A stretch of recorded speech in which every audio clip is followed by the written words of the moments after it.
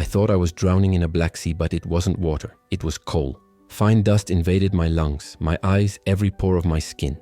The world seemed to move strangely, as if dancing to a metallic and hypnotic rhythm, cruel and deadly. I opened my eyes and was struck by absolute darkness, the most intense I had ever felt.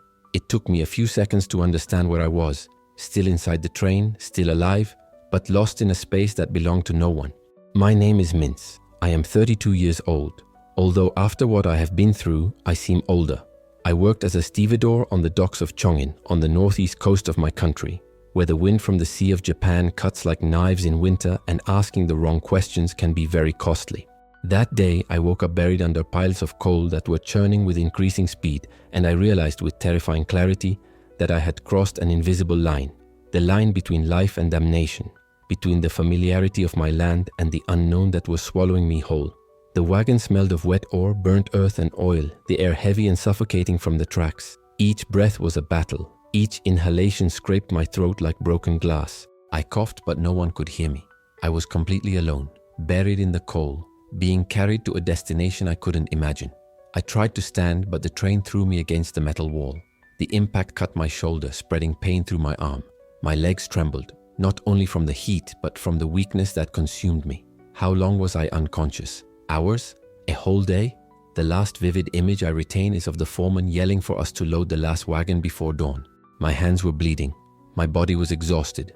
I lay down among the coal for a moment, just to close my eyes, just to try to breathe without being hit. But that moment turned into an eternity, and now I was here, trapped in a steel coffin, sliding along the tracks towards an unknown destination. I felt along the cold walls of the carriage, desperate for a sliver of light, a sign of hope, but there was nothing. Only metal and coal. The train rattled, and that movement, which should have been terrifying, was almost comforting if it weren't for the crushing terror in my chest. Where am I going? How much time do I have left to breathe? Will anyone find me before it's too late? And then the truth hit me. The coal train that left Joryong every week, the same one we prisoners carried with such effort, should never have transported people. Only cargo ore, death disguised as black rock. Panic surged up my spine like a snake. If I crossed the border and was found on the other side, I would be executed.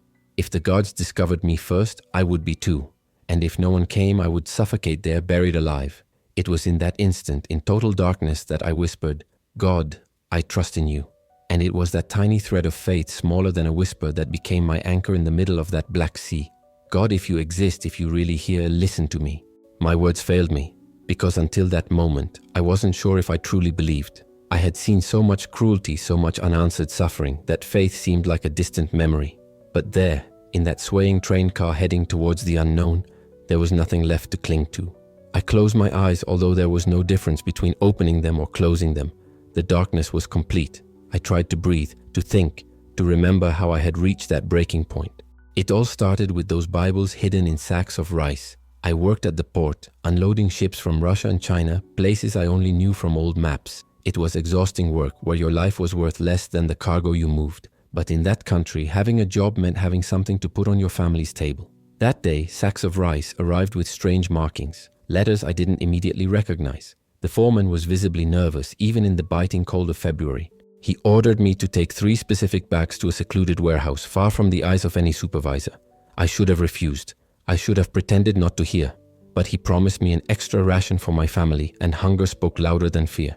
I carried the bags to the warehouse, and when one of them tore, my heart almost stopped. Inside, hidden, were books, small, colorful, with letters in my language, but titles that never appeared in official libraries. The Gospel of Matthew, the Psalms, the New Testament, Bibles. I knew I was looking at something forbidden, something that, if discovered, could erase my existence in seconds. I closed the bag, tried to finish my work and forget about it, but they didn't forget me. 3 nights later, they knocked on my door with military boots, blinding flashlights, and shouts that turned simple questions into deadly accusations. Where are the books? Who else knows about this? It didn't matter if I told the truth, that I was only carrying bags and didn't know their contents until one of them broke. In the country we lived in, the truth is worthless when they've already decided you're guilty. They dragged me out while my colleagues looked away. No one could help. No one even dared to remember my name. In the military truck, the smell of gasoline mingled with fear. 12 of us crammed into the back, each face blank, each heart silently beating the same question. How much time do we have left? The journey lasted all night. When they finally stopped, dawn revealed the gates of Horyong, the forced labor camp from which few return. And now, weeks later, I was fleeing that hell in the most absurd way possible, hidden in a coal wagon without a plan, without knowing if I was still in my country or had already crossed over to an even more uncertain destination. There was only darkness, the moving train, and a whisper of faith. God, help me survive. The train slowed down and my stomach clenched. Voices came from outside, muffled by the metal walls, men speaking a language I couldn't identify. Chinese? Russian? I wasn't sure. The screech of rusty brakes cut through the silence. I froze, holding my breath, silently praying that the coal dust covering every inch of my body would make me invisible, that no one would open that door, that the train would simply continue on its way and take me away. Anywhere, as long as it wasn't there. A flashlight illuminated a crack I hadn't noticed before. My heart raced. In that instant, I knew my story was only beginning. But I need to go back to the beginning, to the days when my name was spoken without fear. Chongyin is a port city forgotten by the world, trapped between grey mountains and an ever-raging sea. In winter, the Siberian wind cuts the skin like blades. In summer, the dampness clings to the skin like a second layer of dirty laundry. It's a place where one survives, not where one lives. I've been carrying sacks since I was 13. I started with small loads, sugar, flour. Then came heavy sacks, cement, tools, rusty machine parts from Russia or China. By 22, my back already weighed as much as a 50-year-old man. By 30, my hands were so calloused I barely felt the pain when the rope cut my skin. I didn't complain. There were much worse jobs. The routine was hard but almost comforting in its monotony. Waking up before dawn, walking 3 kilometers to the docks, carrying whatever was needed until sunset, and then returning home with a ration of rice, sometimes a piece of dried fish, hoping the next day would be the same. Everything changed on a Tuesday in February. The sky seemed lower, heavy with clouds that promised snow but never dissipated. A smaller than usual ship docked, with rust stains on its hull and a crew that barely spoke. They unloaded 120 sacks of rice, seemingly ordinary, destined for official distribution. Foreman Lee called me aside. A man marked by life, smallpox scars, teeth yellowed by cheap tobacco. "Minsok," he said softly, looking over his shoulder. "I need you to take these 3 sacks to Warehouse 5, next to the fuel depot. Make sure no one else sees them." Something in his tone made me shudder. Warehouse 5 had been closed for months, a place that existed only on maps and in whispered stories, but that no one visited. "Why me?" I asked, not out of defiance, but out of curiosity mixed with fear. He pulled a small cloth bag from his pocket and showed me its contents. Clean rice, without stones or weevils. Unlike anything I had ever carried. "Your family will eat better this week," he said, as if there were no choice. I put the first bag on my shoulder. It weighed almost the same as the others, maybe a little less, but at that moment I still didn't know that this small gesture would change my life forever. The warehouse smelled of starch and dampness, like a cellar forgotten by time, mixed with the sea salt that waded in from the docks. I walked slowly, avoiding the gaze of the other stevedores, crossing the yard where the supervisors smoked and played cards until I reached the door of Warehouse 5. It creaked, as if it hadn't been opened in years.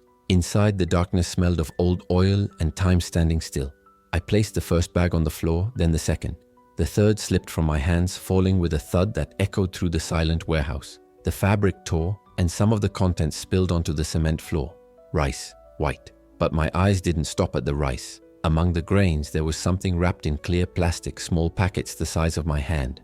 I picked them up with trembling fingers, removed the rice, and saw the covers. Small books, letters in my language, titles I had never seen in libraries, schools, or any other permitted place. The Gospel of John, Psalms, the Acts of the Apostles. My heart raced. I held my breath. I knew with absolute certainty the danger of what I held. They were Bibles, forbidden literature, enemy propaganda, ideological poison, everything they taught us to hate, everything that promised to break the unity of the people. Possessing one of these books meant forced re-education or something worse. Instinctively, I dropped the packages as if they were on fire and gathered up the spilled rice, my hands trembling but quick. I closed the torn bag as best I could and stacked the 3 bags against the back wall. I left the warehouse as if I were fleeing a fire. Outside, Lee was waiting for me, smoking a cigarette hidden in the palm of his hand. "Any problem?" he asked without looking directly at me.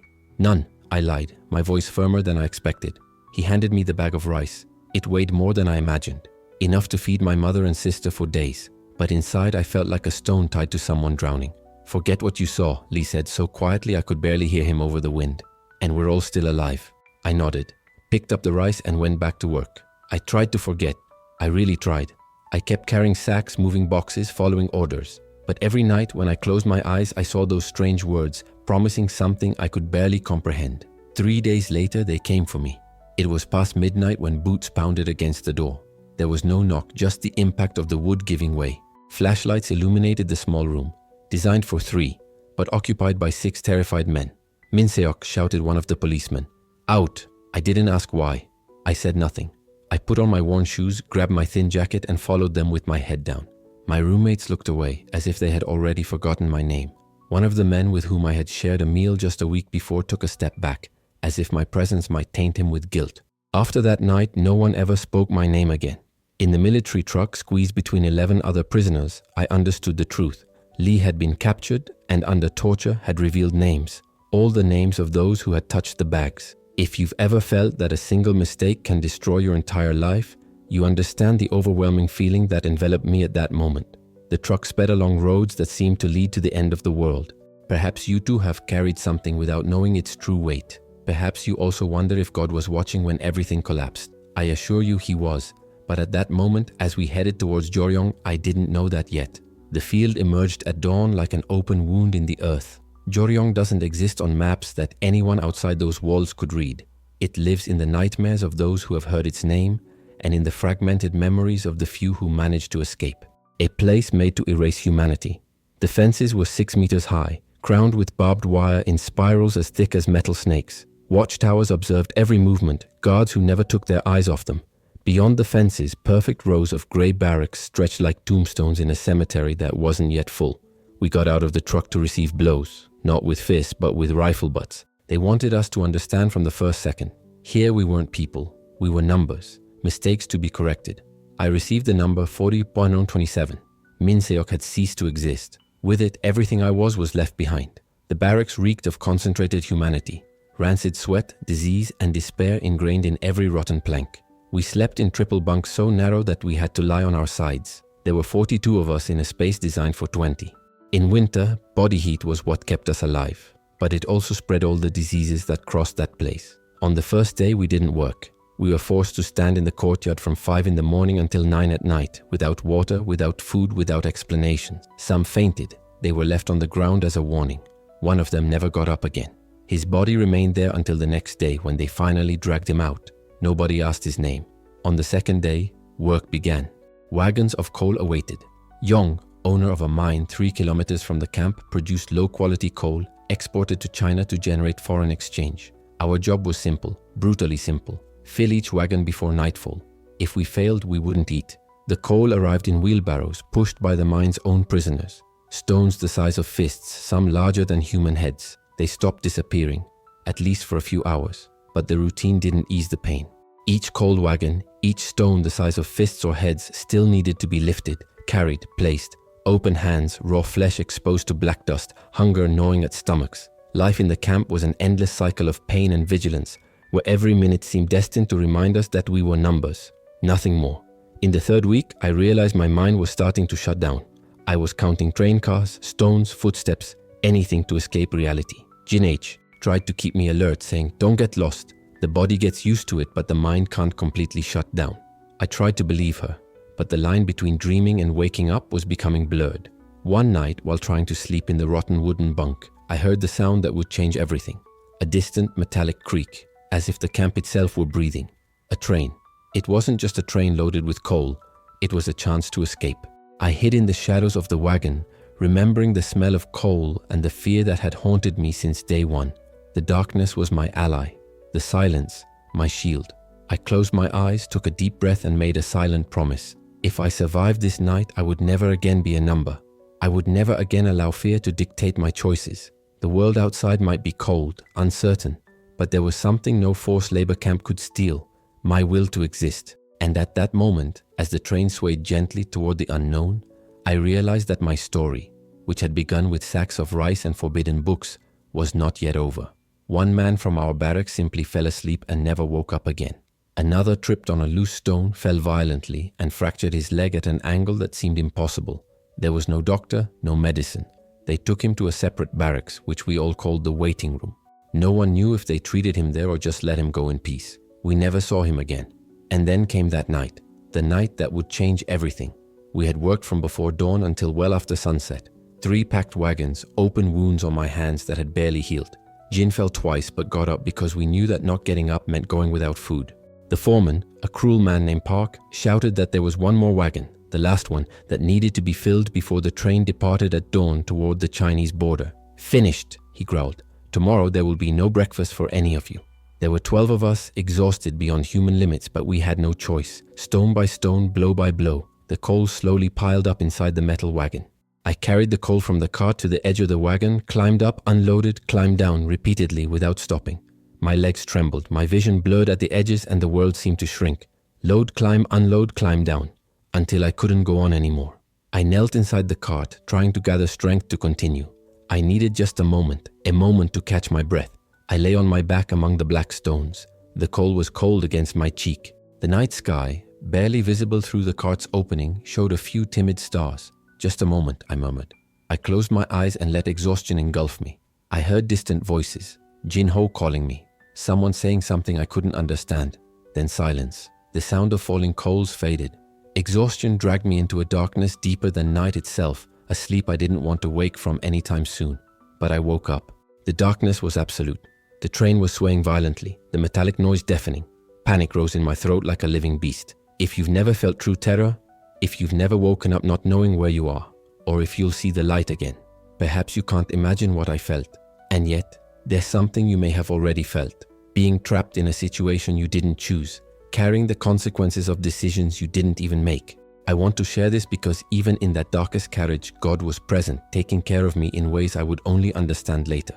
My awakening was abrupt, like being pulled from an abyss. I was thrown back into a reality I couldn't process. Total darkness, constant movement, deafening noise, and coal everywhere. I sat up abruptly, banging my head, but deep in the despair, something began to touch me. A silent feeling that I wasn't alone, that God was still with me. A sharp pain shot through my body like lightning, but nothing compared to the terror that overwhelmed me when I realized where I was. The carriage was moving, closed, and I was still locked inside. "No, no," I screamed, but my voice was lost in the rumble of the wheels on the tracks. I groped desperately. My hands ran along the metal walls, over the rusty rivets, searching for a crack, a latch, any way out. Nothing. No doorknob, no escape route. The wagon hadn't been made for people, only for cargo or dead things. My breathing quickened, each breath scraping my lungs with the black dust of coal. How long could I survive in that enclosed space? Minutes? Hours? I banged on the walls, punches that sounded weak, pathetic, completely useless against the roar of the train. No one could hear me. No one knew I was there. And then the most terrifying question hit me. Where am I going? The train leaving Joryong was heading towards the Chinese border, carrying coal to sell. If they found me on the other side, I would be executed as a deserter. If I opened the wagon beforehand, I would be killed for trying to escape. Either way, it was doomed. I fell to my knees on the coal, trembling, not from cold but from fear, a terror that froze me to the bone. For the first time in months, maybe years, hot tears streamed down my soot-covered face. "Why?" I whispered into the darkness. Why did I survive 2 months in Joryong? 2 months of hunger, beatings, and humiliation. 2 months carrying enough coal to fill 100 wagons, watching friends die while I remained alive. For what? The train rounded a bend and I lost my balance, rolling against the side wall. Coal pierced my ribs. Every muscle, every wound, every lung ached. I lay there, too weak to get up. I closed my eyes, but it made no difference. The darkness was complete.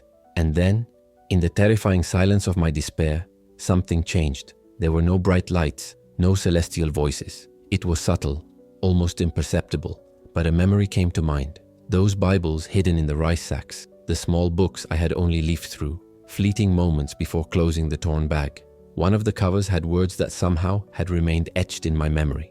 Memory, Psalms. And then, without knowing where it came from, I murmured, "Even though I walk through the valley of the shadow of death, I don't know the rest. I don't know all the words, but still I keep trying. Even though I walk through the valley, I will fear no evil, for you are with me." My voice faltered. I didn't know if those words were correct or if they had any real meaning, but they were all I had, all that held me up in that abyss of iron and coal. And in that instant, even surrounded by fear and darkness, something inside me began to calm down. Something began to believe that I wasn't alone. "God," I whispered finally, "I don't know if you hear me. I don't know. If you truly exist, if there's even the slightest chance these words will reach you, please help me." I wasn't asking to be rescued, nor was I asking for grand miracles. I was only asking not to be completely alone in that suffocating darkness. The train continued its course. The constant noise of the wheels on the tracks remained, and the darkness did not recede. Even so, something inside me seemed to calm down, as if an invisible hand had landed on my shoulder and whispered, "Hold on a little longer." I took a deep breath, forced myself to sit up, to control each heartbeat, to think instead of getting lost in thoughts of fear. The panic hadn't subsided. If the train was headed for China, it would take hours, maybe a whole day, and I needed to survive. Every breath had to be calculated, every movement concise. I huddled in a corner of the carriage, trying to occupy as little space as possible. The cold surrounded me like a tomb. Black dust settled on my skin, on my clothes, in every fold of my body. I closed my eyes and counted. I counted every breath, every second, every slight change in the train's rhythm. Anything to keep my mind alive, any distraction to stop the terror from consuming me.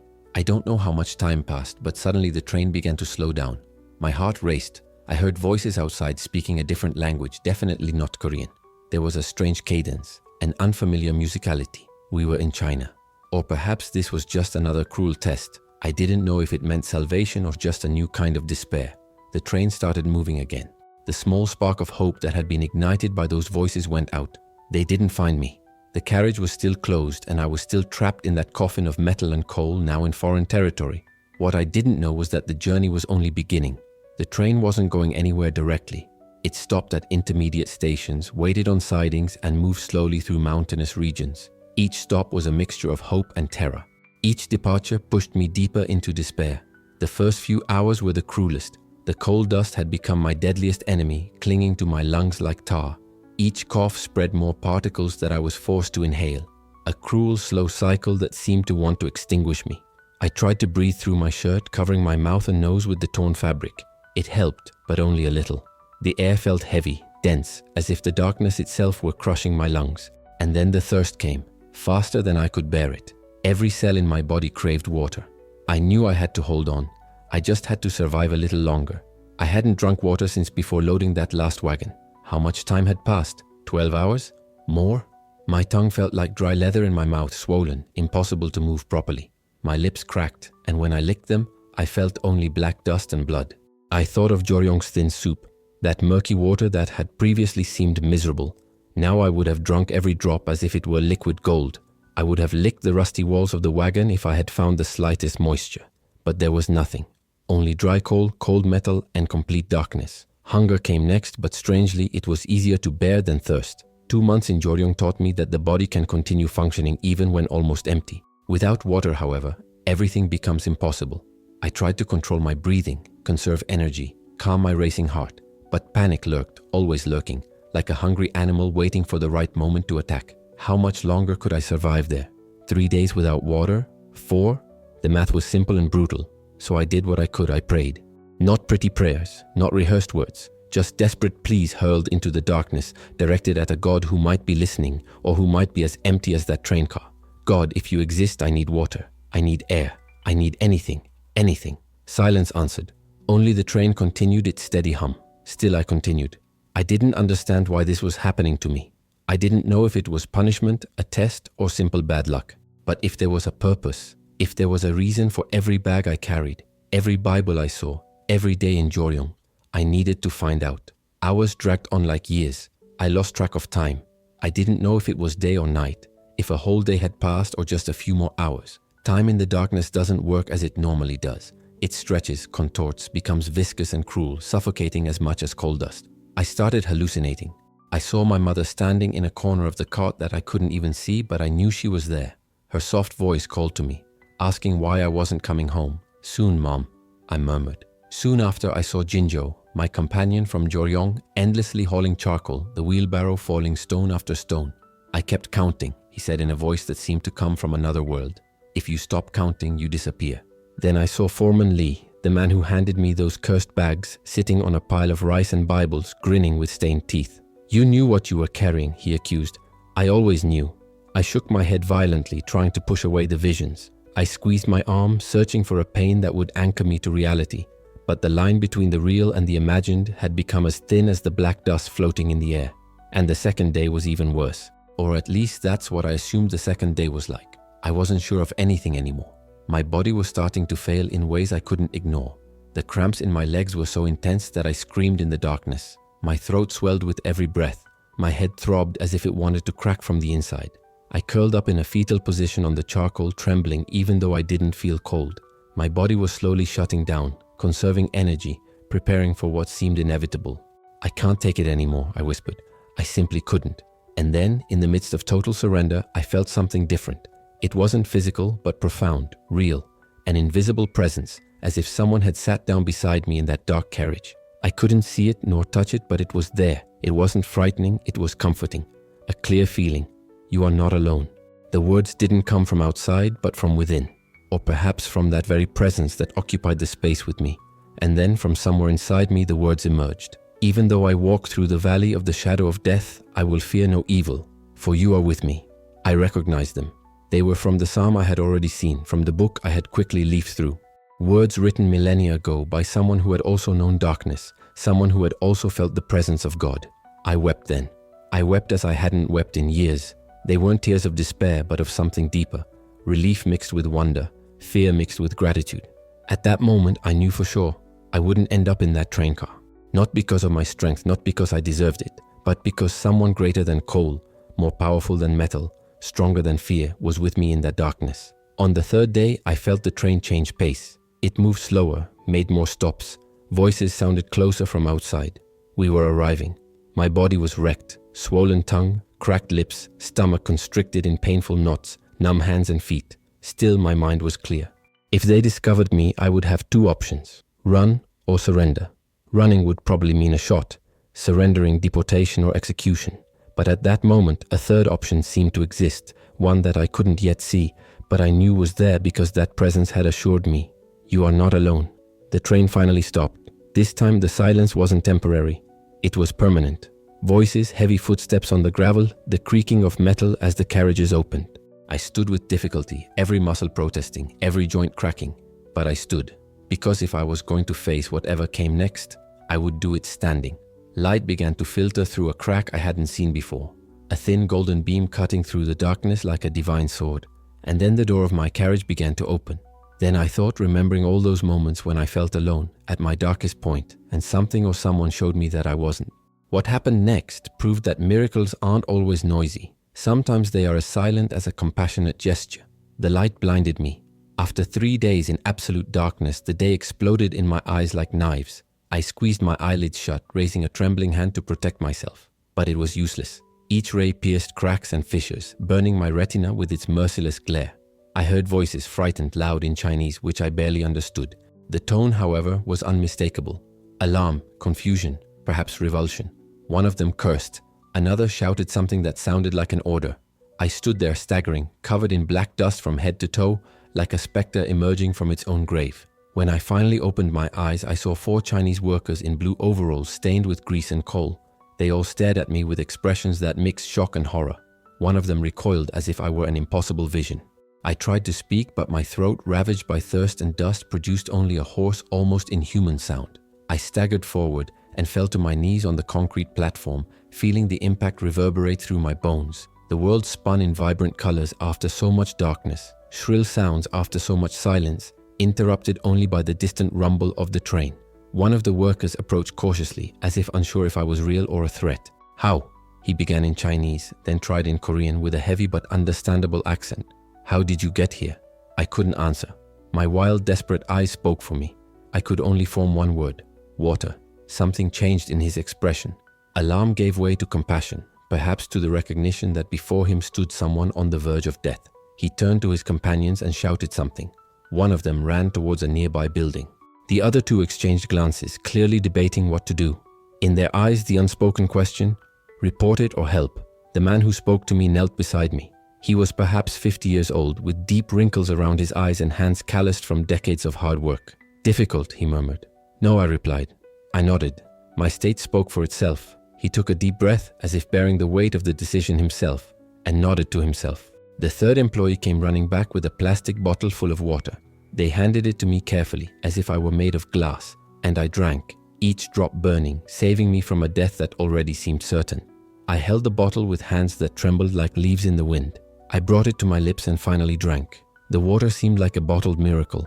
I never imagined that something so simple could taste so sacred.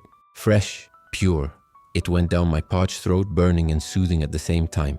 I drank too quickly and choked on the mixture of water and charcoal, but I couldn't stop. Slowly, slowly, said the older man, placing his hand on my shoulder.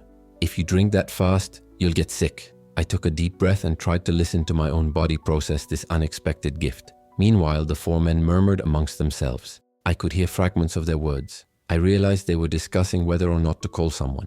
One pointed to a distant building, probably suggesting calling supervisors. Another shook his head vehemently. Finally, the man who had given me water spoke firmly and definitively.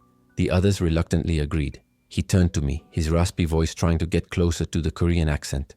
We can't stay here. More supervisors will be arriving soon.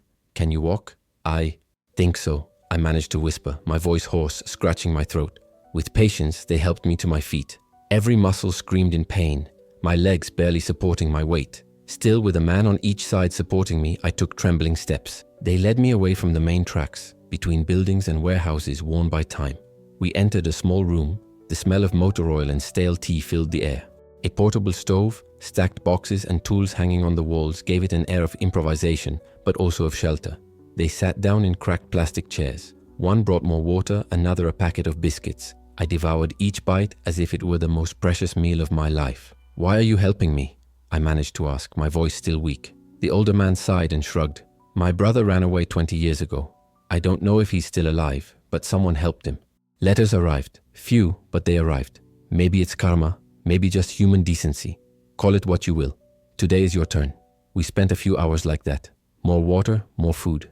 One of them found an old jacket to replace my torn, soot-covered clothes. Another brought a damp cloth to clean my face, at least partially.